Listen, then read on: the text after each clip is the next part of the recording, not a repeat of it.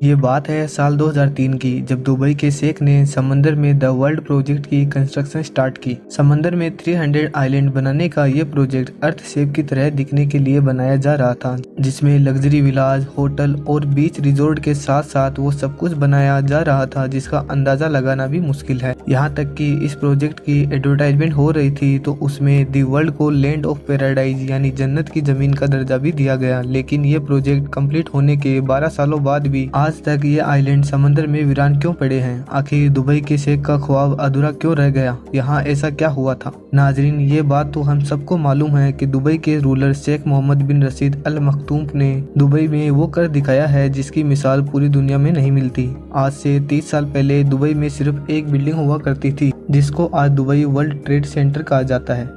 लेकिन उसके बाद यहाँ back to back construction project ने दुबई की वो किस्मत बदली कि जो शहर 100% अपने ऑयल पे डिपेंडेंट था वो सिर्फ अब 3% ऑयल पर डिपेंडेंट रह गया है। शेख मोहम्मद का ख्वाब भी कुछ ऐसा ही था। दुनिया की सबसे ऊंची बिल्डिंग बुर्ज खलीफा से लेकर दुनिया की पहली और आखिरी 7 स्टार होटल बुर्ज अल अरब तक दुबई का कोना कोना वर्ल्ड क्लास लग्जरी फैसिलिटीज से भरा हुआ है। जब दुबई के पास मजीद मेगा प्रोजेक्ट बनाने के लिए जमीन कम पड़ गई तब शेख ने रुख किया समंदर का। ये बात है साल 2001 की, जब दुबई पहले बुर्ज अल अरब को बनाकर टूरिज्म को अपनी तरफ अट्रैक्ट कर बैठा था। स्टार्टिंग में प्लान ये था कि दुबई में 3 आर्टिफिशियल आइलैंड बनाए जाएंगे जिनको जब स्पेस से देखा जाएगा तो उनकी शक्ल एक पाम ट्री के जैसी होगी। उन तीनों आइलैंड का नाम रखा गया पाम जुमेरा, पाम जबल अली और पाम डेरा। 2001 में सबसे पहले पाम जुमेरा आइलैंड पे काम शुरू कर दिया गया क्योंकि ये सभी 3 आइलैंड में से सबसे छोटा था। सिर्फ अकेले पाम जुमेरा की वजह से ही दुबई की कोस्ट लाइन में 56 किलोमीटर यानी 80% का इजाफा हो रहा था। कोस्ट लाइन बढ़ाने का ये आइडिया दुबई के शेख को इतना भा गया कि पाम जुमेरा की कंस्ट्रक्शन कंप्लीट होने से पहले ही पाम जबल अली और पाम डेरा का भी काम स्टार्ट कर दिया गया। इन 3 आइलैंड्स के अलावा और भी प्रोजेक्ट था जिसने पूरी दुनिया की अटेंशन अपनी तरफ खींची। ये प्रोजेक्ट दी वर्ल्ड के नाम से लॉन्च किया गया जिसमें टोटल 300 आइलैंड मौजूद थे। दी वर्ल्ड का डिजाइन अर्थ मैप के हिसाब से रखा गया था जिसमें हर कंट्री के आइलैंड अलग अलग नाम से बनाए गए थे। 2003 में दी वर्ल्ड की कंस्ट्रक्शन का काम स्टार्ट कर दिया गया जो दुबई के किनारे से 3.5 किलोमीटर दूर बनाया जा रहा था। दी वर्ल्ड आइलैंड असल में दुनिया के अपर क्लास लोगों के लिए एक प्लेग्राउंड होने वाला था। यहाँ पर छोटे से छोटे आइलैंड की कीमत $15 मिलियन यानी 112 करोड़ रुपए रखी गई और जो बड़े आइलैंड थे उनकी कीमत $50 मिलियन यानी 375 करोड़ रुपए रखी गई।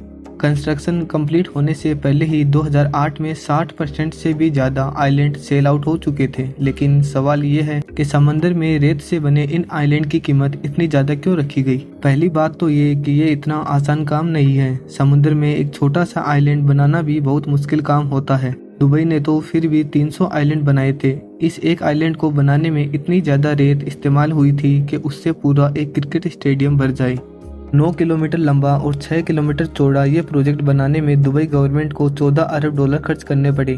तो फिर आखिर ऐसा क्या हुआ कि इतना पैसा खर्च करने के बाद भी पिछले 12 सालों से ये आइलैंड बिल्कुल वीरान पड़े हैं? 2008 में दी वर्ल्ड की लॉन्च रखी गई जिसमें पूरी दुबई को फायरवर्क से चमका दिया गया था। दी वर्ल्ड के फेल होने का सबसे बड़ा रीजन था कि यहाँ की मिट्टी आहिस्ता आहिस्ता समुद्र में जा रही थी और ये भी नोटिस किया गया कि कुछ आइलैंड इस वजह से समुद्र में पूरी तरह से डूब चुके हैं। इस खबर के चलते लोगों का ट्रस्ट इस प्रोजेक्ट पर कम हो गया। रिसर्च टीम ने नोटिस किया कि पाम जुमेरा, पाम जबल अली और पाम डेरा के साथ साथ दी वर्ल्ड आइलैंड की कंस्ट्रक्शन में इस्तेमाल होने वाली रेत समुद्र से निकाल कर आइलैंड पर डंप की जाती थी। जहां से रेत निकाली गई थी वहां पानी का दबाव बढ़ गया जिसकी वजह से समुद्र की लहरों में काफी चेंजेस नोटिस किए गए। इस वजह से पूरे दुबई के कोस्ट लाइन में इरोजन भी देखी गई।